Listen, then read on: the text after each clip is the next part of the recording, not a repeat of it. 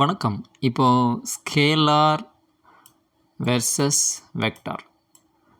So அதுக்கான ஒரு comparison. இந்த கம்பேரிசனில் அதை எப்படி நம்ம டிஃப்ரென்ஷியேட் பண்ணி பார்க்குறது, ரெண்டுக்கும் உள்ள வித்தியாசம் என்ன, அதை எப்படி நம்ம அண்டர்ஸ்டாண்ட் பண்ணுறது, அந்த டிஃப்ரென்ஸை எப்படி நம்ம அண்டர்ஸ்டாண்ட் பண்ணுறது அப்படிங்கிற கான்செப்ட் தான் டிஸ்கஸ் பண்ண போகிறோம். இப்போ இந்த பிக்சரை பார்த்தீங்க அப்படின்னா லெஃப்ட்டு அப்புறம் ஒரு ரைட் இப்படி ஆசிலேஷன் ஆகிட்டே இருக்குது. ஸோ இதை நீங்கள் மைனூட்டாக வாட்ச் பண்ணிங்கன்னா தெரியும், இதில் ஒரு விஷயம் சொல்லியிருக்கேன். ஸோ அது ஃபைனலாக என்ன அப்படிங்கிறத சொல்கிறேன்.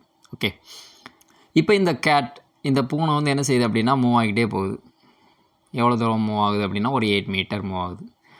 அப்புறம் திரும்ப அப்படியே ரிவர்ஸில் வருது இனிஷியல் பொசிஷனுக்கு. அப்போ என்ன அர்த்தம், ஒரு 8 மீட்டர் மூவ் ஆகிருக்குன்னு அர்த்தம். அப்போ டோட்டலாக இப்போ எவ்வளோ ட்ராவல் பண்ணியிருக்கு, எவ்வளோ தொலைவு இந்த கேட் வந்து ட்ராவல் பண்ணியிருக்கு அப்படின்னா ஃபார்வேர்டில் ஒரு 8 மீட்டர், அப்புறம் பேக்வேர்டில் ஒரு 8 மீட்டர். அப்போ மொத்தம் வந்து பார்த்திங்க அப்படின்னா 16 மீட்டர் ட்ராவல் பண்ணியிருக்கு. தட் மீன்ஸ் 16 மீட்டர் டிஸ்டன்ஸை அது கவர் பண்ணியிருக்கு. இங்கே எந்த டைரக்ஷனுங்கிறது முக்கியம் கிடையாது, எவ்வளோ கவர் பண்ணியிருக்கு. அப்போ இந்த டிஸ்டன்ஸ் அப்படிங்கிறத தான் என்ன சொல்லுவோம் அப்படின்னா மேக்னிடியூடுன்னு சொல்லுவோம். ஸோ மேக்னிடியூடு எங்கே இருக்கும் அப்படின்னா ஸ்கேலாராக இருக்கும். நான் ரிவர்ஸில் சொல்லியிருக்கேன் உங்களுக்கு புரிகிறதுக்காக. இப்போ இந்த கேட்டை பாருங்கள், ஃபார்வேர்டில் மூவ் ஆகும்போதும் ஆட் பண்ணுறோம், அட் தி சேம் டைம் பேக்வேர்டில் வரும்போதும் ஆட் பண்ணுறோம். எங்கே அப்படின்னா ஸ்கேலாரில். டைரக்ஷன் முக்கியம் இல்லை. ஓகே, இப்போ நம்ம இந்த சைடு பார்க்கலாம். இப்போ நீங்கள் ரிவர்ஸில் போகலாம். இந்த கேட் வந்து ஃபார்வேர்டில் மூவ் ஆகும்போது என்ன செய்ய சொல்லியிருக்கு, ஆட் பண்ணணும். பார்த்தீங்கனாலே உங்களுக்கு தெரிஞ்சிடும். பேக்வேர்டில் வரும்போது ரிவர்ஸ் நெகட்டிவ். ஸோ அதே கான்செப்ட் தான். இந்த கேட் ஃபார்வேர்டில் எவ்வளோ டிஸ்டன்ஸ் கவர் பண்ணுதுன்னா 8 மீட்டர். அப்போது பாசிட்டிவ் டைரக்ஷனில் அதனுடைய மேக்னிடியூட் +8. அதே கேட் பேக்வேர்டில் மூவ் ஆகிட்டே வருது, ரிவர்ஸில் மூவ் ஆகுது. இப்போ எவ்வளோ ரிவர்ஸில் மூவ் ஆகிருக்கு, 8 மீட்டர். அப்போது நெகட்டிவ் டைரக்ஷனில் அதனுடைய மேக்னிடியூட் -8. இப்போ இது ரெண்டையும் ஆட் பண்ணுங்கள், என்ன கிடைக்கும், 0. That is called the displacement. அப்போது டிஸ்பிளேஸ்மெண்ட்டுக்குள்ளே என்னெல்லாம் இருக்குது, டைரக்ஷன் இருக்குது, அட் தி சேம் டைம் அதுக்கான மேக்னிடியூட் இருக்குது. ஸோ ஒரு பார்ட்டில் டைரக்ஷன் மேக்னிடியூட் ரெண்டுமே பேரலாக ட்ராவல் பண்ணிச்சுன்னா அது எங்கே தான் இருக்கும் அப்படின்னா வெக்டார். இந்த ஸ்கேலாரில் நம்ம என்ன செய்கிறோம் அப்படின்னா டிஸ்டன்ஸ் ஃபைண்ட் அவுட் பண்ணுறோம். ஸோ டிஸ்டன்ஸ்லேருந்து நம்ம easily we can find the speed. ஸ்பீடுங்கிறது என்னது, distance by time. Per unit of டைமிங்கில் எவ்வளோ ட்ராவல் பண்ணுறோம். அட் தி சேம் டைம் டிஸ்பிளேஸ்மெண்ட்டை யூஸ் பண்ணி நம்ம என்ன ஃபைண்ட் அவுட் பண்ணலாம் அப்படின்னா தட் மீன்ஸ் வெக்டார் குவான்டிட்டியில் வெலாசிட்டி நம்ம ஃபைண்ட் அவுட் பண்ணலாம். The same time per unit of டைமிங்கில் எவ்வளோ அந்த பார்ட்டிக்கிள் டிஸ்பிளேஸ்மெண்ட் ஆகிருக்கு. இந்த டிஸ்பிளேஸ்மெண்ட்டை இன்னொரு வேலையும் சொல்லலாம். என்ன சொல்லலாம், டிஸ்பிளேஸ்மெண்ட்டுக்கு இடப்பெயர்ச்சி தான். இந்த பார்ட்டிக்கிள் இனிஷியல் பொசிஷன்லேருந்து 8 மீட்டர் ட்ராவல் பண்ணுது, திரும்ப அதே பொசிஷனுக்கு வந்துருச்சு. அப்போ டிஸ்பிளேஸ்மெண்ட்டுங்கிறது என்னென்னா அந்த பர்சனோ பார்ட்டிக்கிளோ எவ்வளோ டிஸ்டன்ஸு இடம்பெயர்ந்திருக்கு. இப்போ இந்த ப்ராசஸில் இடம்பெயர்ந்திருக்கானா இல்லை, ஏன்னா ஸ்டார்டிங் பாயிண்டில் தான் ஸ்டார்ட் ஆச்சு, 0ங்கிற பாயிண்டில் ஸ்டார்ட் ஆச்சு, திரும்ப 0க்கே வந்துருச்சு. அப்போது ஸ்டார்டிங் பொசிஷன் 0, எண்ட் பொசிஷனும் 0. அப்போ ரெண்டுக்கான டிஃப்ரென்ஸும் 0 தான். அப்போ டிஸ்டன்ஸுக்கும் டிஸ்பிளேஸ்மெண்ட்டுக்கும் என்ன டிஃப்ரென்ஸுங்கிறது இப்போ உங்களுக்கு புரிஞ்சிருக்கும்னு நினைக்கிறேன். ஸோ இதை ஒரு எக்ஸாம்பிள் மூலமாக நம்ம பார்க்கலாம். இப்போ நான் இதில் வந்து என்ன செய்கிறேன் அப்படின்னா ஒரு லைன் எடுக்கிறேன். ஓகே, இப்போ ஒரு கேட் ட்ராவல் பண்ணுது 0ங்கிற இனிஷியல் பொசிஷன்லேருந்து 9 மீட்டர் ட்ராவல் பண்ணியிருக்கு. Okay, A to B 9 metre. திரும்ப அதே கேட் என்ன செய்யுது அப்படின்னா 0 கடந்து -2 வரைக்கும் போயிருக்கு. 9லேருந்து -2 வரைக்கும், 9லேருந்து -2 வரைக்கும் டோட்டல் டிஸ்டன்ஸ் 11 மீட்டர். அது ரிவர்ஸில் வந்ததுனால நான் இங்கே என்ன செஞ்சுருக்கேன், -11 அப்படின்னு இனிஷியல் பண்ணியிருக்கேன்.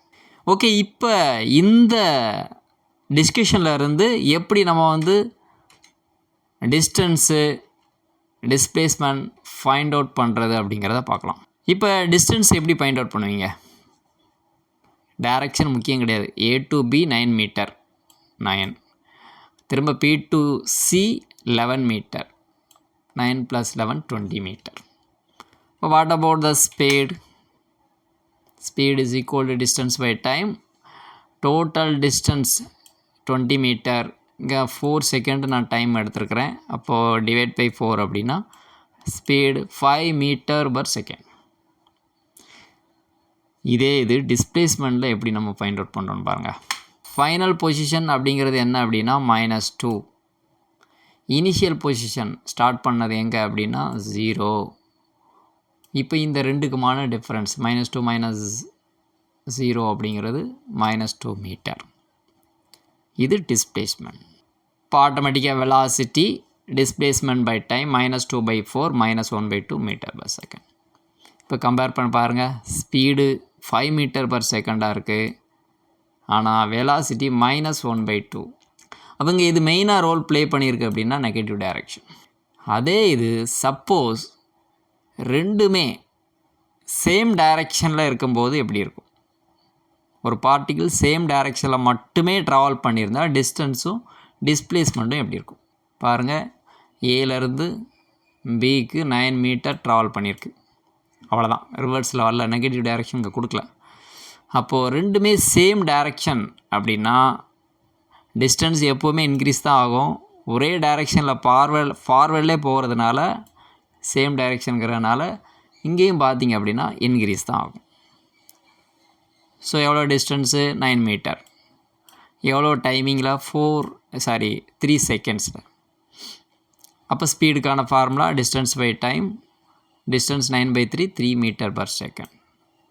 அப்படி இங்கே வாங்க. டிஸ்பிளேஸ்மெண்ட்டு ஃபைனல் பொசிஷன் என்னது 9, இனிஷியல் பொசிஷன் என்னது 0, 9 - 0 9 மீட்டர்.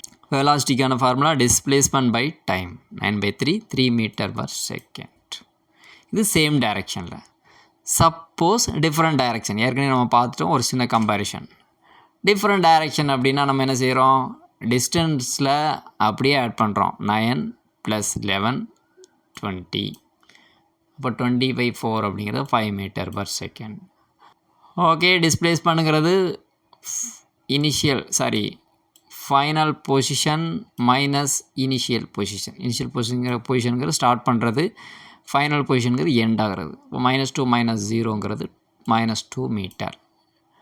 அப்போ -2/4 டிஸ்பிளேஸ்மெண்ட் -2 டைம் வந்து 4 அப்படின்னா -1/2 மீட்டர் பர் செகண்ட். ஸோ இப்போ வெலாசிட்டி எங்கே இருக்கும், ஸ்பீடு எங்கே இருக்கும் அப்படிங்கிறது உங்களுக்கு தெரியுது. வெலாசிட்டிங்கிறது வெக்டார் குவான்டிட்டி, ஸ்பீடுங்கிறது ஸ்கேலார் குவான்டிட்டி. இப்போ ஸ்கேலார்னால் என்ன, வெக்டார்னால் என்னங்கிறத ஒரு ஸ்மால் எக்ஸாம்பிள் மூலம் எக்ஸ்பிளைன் பண்ணியிருக்கேன்.